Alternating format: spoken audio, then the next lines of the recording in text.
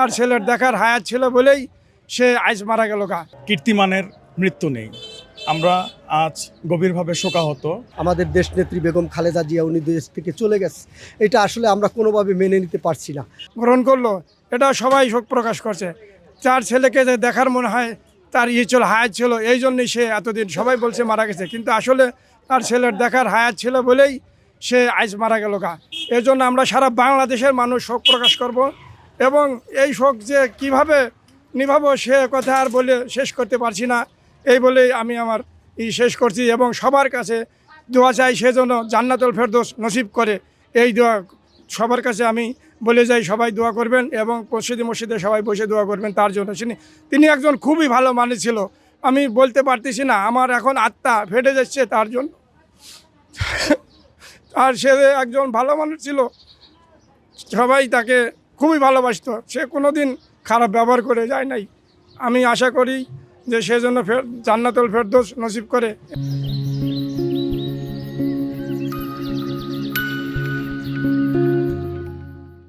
দেশনেত্রী বেগম খালেদা জিয়া উনি মারা গেছে। সর্বপ্রথম আমি মহান রব্বুল আলমীর কাছে দোয়া করি, আমাদের মা আজকে সকাল 6টায় মারা গেছে, ইন্না লিল্লাহি ওয়া ইন্না ইলাইহি রাজিউন, তার জন্য দোয়া করি এবং সবার কাছে দোয়া চাই।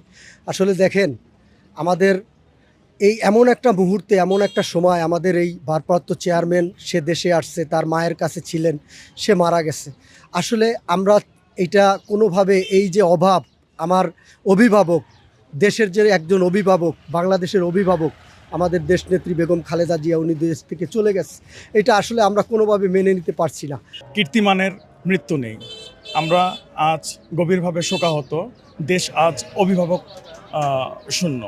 এমন একজন মানুষের মৃত্যু হয়েছে দলমত নির্বিশেষে, যিনি দেশের একজন অভিভাবক ছিলেন। আমরা পুরা দেশবাসী আজ শোকাহত। আজকের আবহাওয়া আজকে বুঝিয়ে দিচ্ছে যে দেশে একজন অভিভাবক হারিয়েছে। আমরা এই মৃত্যু মেনে নিতে পারছি না। দিন শেষে সবচেয়ে বড় বিষয় হচ্ছে পরিবারের সদস্যদের পাশে পেয়েছেন শেষ মুহূর্তে, এটাই হচ্ছে সবচেয়ে বড় পাওয়া।